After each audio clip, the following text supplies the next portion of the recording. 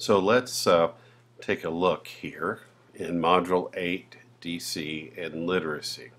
What this module is all about is understanding how we can use various technologies in our classrooms, using them appropriately and using them so that kids actually create using the devices as opposed to just it being a replacement for any other seat work that they may have been required to do. As you can see here, we are asking that you create a new page in your wiki and call it DC and Literacy. We are going to create a project using Smart Exchange, a Smart Express notebook that relates to your content area, and I'm asking you to embed that file on your page in your wiki. Then I'm asking you to type a 2-page reflection in your wiki, reflecting how you can use the various educational technology resources in your classroom. So let's go and take a look inside the module here. The first thing you'll notice when we get in here is we have a PowerPoint, which I'm going to run here in just a second, and we're going to talk about it. This is a listing of all the really interesting Web 2.0 tools that are out there. And I've been told by many students that this is a great resource for when they're trying to find things to use in their classroom. Let me pop back a page. And this is where we're going to kind of settle today. We're going to be looking at a way of using Smart Notebook. Smart Notebook is a problematic piece of software. It's frankly not very good.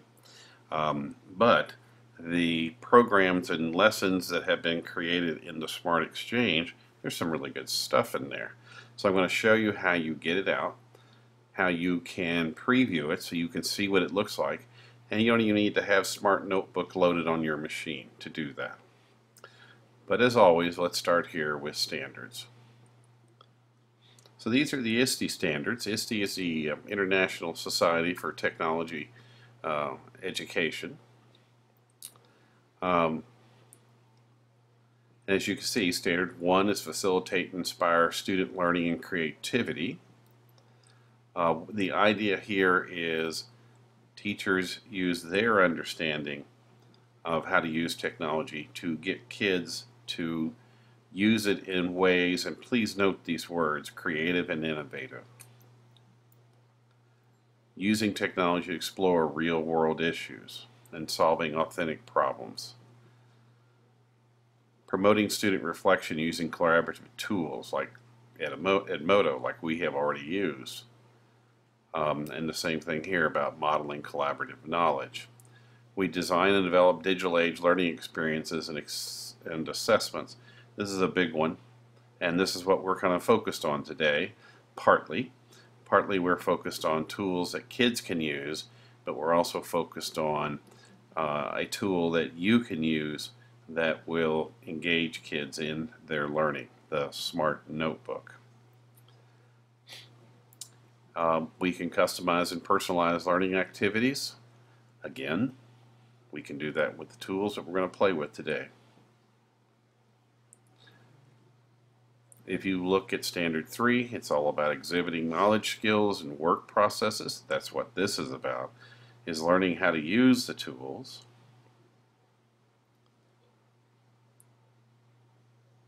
And then Standard 4 is what this class is all about, and that's modeling digital citizenship and responsibility. All the things that we have talked about through the course, the expectation is that you would model those understandings for your students. Wanted to talk about this one right here, address the diverse needs of all learners. Part of that has to do with equitable access, the digital access that we've talked about. Talking about modeling digital etiquette and responsible social interactions. We've talked about that. Number 5 is engaging in professional growth and leadership. Um, this is pretty much what this class is you are developing new skills. And part of what we're doing is we're giving you ideas that you can take to your school and say, we could try this. And then finally, there's the good old Kentucky Teacher Standard, number 6. You probably have, if you haven't K-tipped, you will be seeing this. This is using available technology to design and plan instruction. Uses available technology to implement instruction. Integrates student use of technology into instruction. Uses available technology to assess and communicate student learning. And demonstrates ethical and legal use of technology. So, those are the standards that we work under when we talk about this issue. Now, let me share this PowerPoint with you. This is a PowerPoint that I created for a presentation I did, and as you can see, well, let's blow it up so you can see it nice and clearly. As you can see, it's called Let the iPad Create, Student Prosumers Creating a New Genre. And the whole idea of this is we're talking about digital storytelling. And when we talk about digital storytelling, one of the things I think a lot of people have is they don't understand it from a perspective of digital storytelling is very similar to writing storytelling. The difference is that students are engaged in using technology tools to do the creation piece. We like iPads because they're easy to use, and everything that we would need for a digital story are contained within them. So people always ask, so why is this a learning opportunity as opposed to just playing around? So we've got content research that can be used, and it shows that it's just as challenging as the instructor wants to make it. It requires concise writing and revision to create a script. Many different skills can be practiced and woven together to make a whole, authentic collaboration. All of these things within the idea of digital storytelling are easily captured, are easily reflected in the ISTE standards. You can learn, demonstrate visual literacy, the idea of how do pictures convey information. Then, of course, being able to speak in a presentation voice, allowing others to see your work and critique it and review it.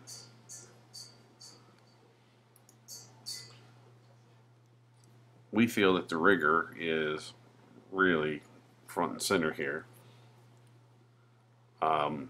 because students' understanding has become the center of classroom rather than curriculum busywork. Tapping into visual literacy skills, visualization, interpreting, and making meaning using images.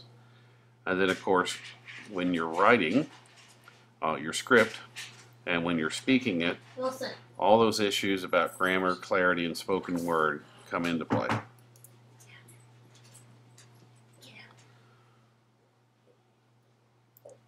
So then the question is, how are kids engaged? Well, they're engaged because they're constructing their own understanding. They have ownership of the final product. Know they will share it. It allows social time for them to talk to others and they get to pick how they want to portray the required content. And as you can see, we just reviewed these. Under the title of digital storytelling, all of the areas that are in the ISTE standards are here. One of the concerns that we have whenever we're using any kinds of these tools, of course, is students need to be aware that they're using copyrighted material. As you can see, fair use is education is covered under fair use, and so you can see here that we can use portions of songs, movie clips and pictures. And as you can see, we build the frame, the students paint the picture. That's the biggest idea about it.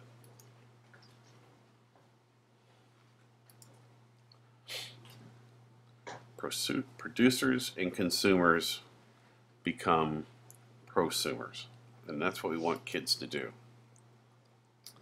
Okay, I'm going to pop out of this and take us back to our area here, and let's look at how we're going to do the assignment using Smart Notebook. So I'm going to click on this, and I'm going to click on the first one, and where we're going to start is something called Smart Exchange, and this is just a link that'll take me there. The power of Smart Exchange is I don't have to use Smart Notebook to create a lesson. I can just use the tools of Smart Exchange. So as you can see, here we're on the Smart Exchange website, which is very easy to get to. It's exchange.smarttech.com. And what you can do here is that you can either go in and put in a name of something you're looking for. You can share a resource. In other words, if you created something, look at this. Here's standards aligned. And so all you have to do is scroll down and find your state.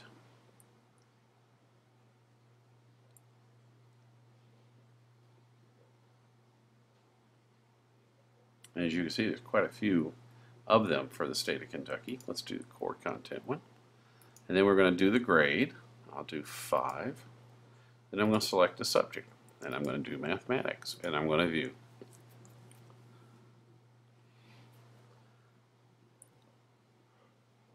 So, as you can see, it basically takes each one of the standards and gives you resources. So if we look at this one, students will apply and describe appropriate strategies for estimating quantities of objects and computational results in real-world problems. If you click on View Resources, there you go. So here is a fraction and decimal model. You can click to preview it. It kind of gives you a sense how it would work. You can play with it. As you can see, it's a presentation as well as an interactive model. If I want to see what it actually would look like inside a notebook, I can click on Open in Smart Notebook Express.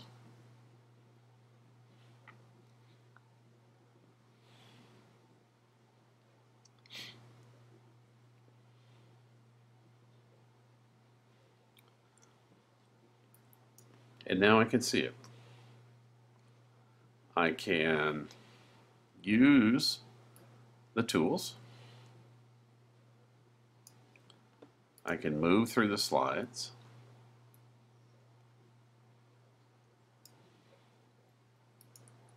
And I can read about it, what it is. I have problems that I can work out. As you can see, it's an entire lesson for you. This is what I mean about you don't have to go around reinventing the wheel. It's already here for you. And so you can start with and just jumping in and out of, let's do a skip count. Again, I can open it, Smart Notebook.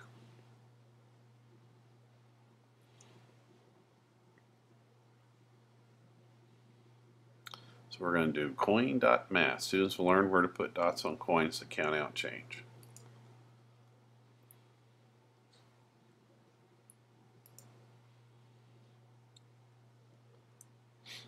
As you can see, it's all done for you. Simple, simple, simple. Now let's go back For your assignment, what you're going to do is you're going to download the lesson. It's based upon the standard that you found. And as you can see, some have lots of things that have been created. And like the first two that we were looking at, some only have one. So you're basically going through here and looking to see if there's something here that you'd like to use. Now, the other cool part about it is if I open this, here we have a basketball court. It's helping us learn the commutative properties of addition and multiplication. I could go in here and this thing is live and I can actually work in it.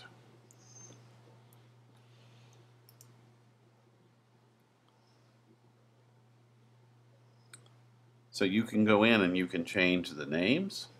If I wanted to, I could put a UK or a U of L logo here. So it's not like you can't play with these. You can. And they're very easy to work with. As you can see, I can come in here and click on things, and I can work on the file, and I can save the file. So come over here and do a save as. Now, saving the file looks like this. Let's jump back to here. So I'm going to download it. And as you can see, I can open it with Notebook. I have Smart Notebook loaded on my machine here. And so once I bring it in here, I can then take advantage of it on my computer, open it in Notebook, make all the changes. Okay, so it's saying it can't open it on my Mac, probably because of the OS. But I can make all the changes, save it, give it a true name that reflects who I am and what I teach and where I teach. You can do all these things. You don't have to learn when I say learn. Once you open one of these files up, it looks just like PowerPoint in a lot of ways. And you have the ability to create. Okay, now the other link here takes you to the notebook. I just wanted you to see it. I would not use this as a way to use Smart Notebook because it's pretty limited in what it can do. But boy, I sure would use it to bring in Exchange files so I can see how it works and how they look. Isn't that easy? So let me make sure you understand. For our lesson, all we're doing is we are going to go in, find a Smart Notebook file that we could use. As I've already shown you, one of the best ways to do that is by standards.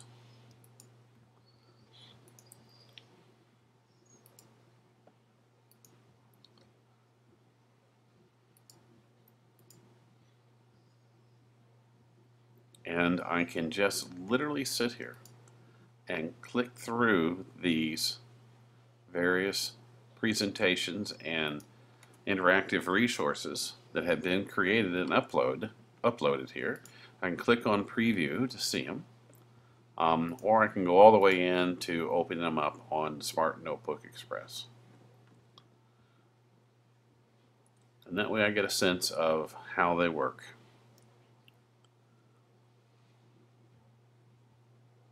Now, once I find one that I like,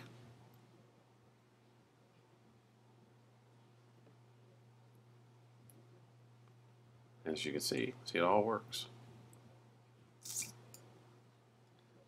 Now you can't really do much editing here, but at least you get a sense of what it is.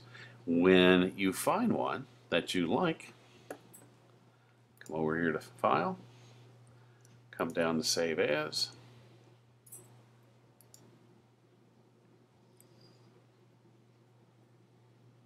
you're going to click OK, and it's going to pop up and it's going to ask you where you want to save it, etc., etc. And of course up here you could rename it if you wanted to. So I'm going to say I'll put it on my desktop and I'm going to save. Now what you're going to do then for the assignment is you're going to open up your wiki space to the page that you've created for this, and you're going to turn around and upload that file. So I've downloaded it. I'm going to go to my wiki space, and I'm going to go to the page that I've created.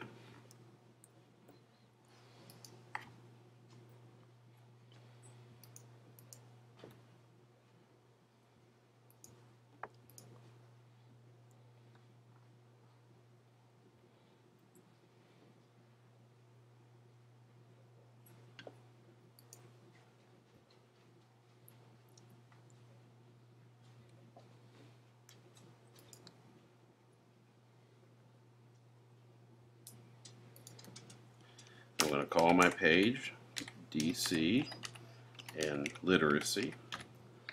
Actually, I'm going to do a better job than that. I'm going to call it Module 8 DC and Literacy.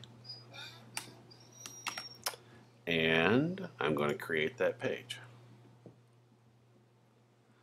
Oh, sorry, it doesn't like my colon. I forgot about that.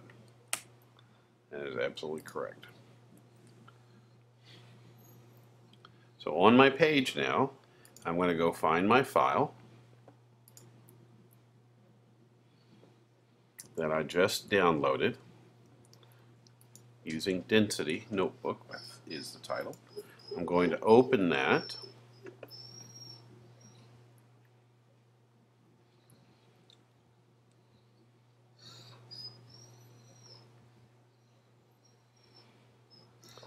And if you have Notebook on your computer, or if you have gone and visited the Smart Exchange, either way, once you put this there, and you see there it is, it's now live. So I can click on it, it'll open. I'm going to write my paragraph about why I picked this particular notebook file. And for those of you who can't be there for our playing around with the iPad apps, this is the only thing that you're going to be required to do. Those of you who will be there, we get to play with the iPad apps, but you still just have to do the same thing here with your page.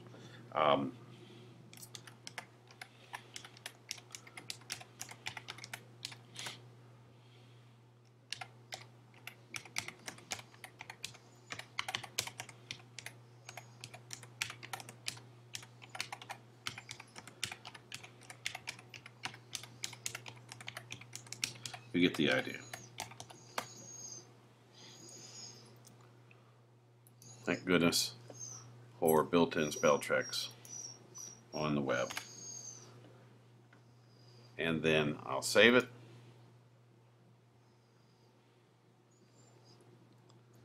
And there's my file. I can click on the link and I can open it and see what it looks like. So that's it for tomorrow night. We will be playing around with some iPads in the class, and we will be using those iPads to create some content. And if you can't be there, I'm kind of sorry, because this was always fun to play around with the iPads. But as you can see, the only thing that you need to worry about completing is the finding of a smart notebook lesson that you would adopt and use in your class, and explain to us why you think it would be worthwhile. Okay, so I'll see everybody tomorrow night.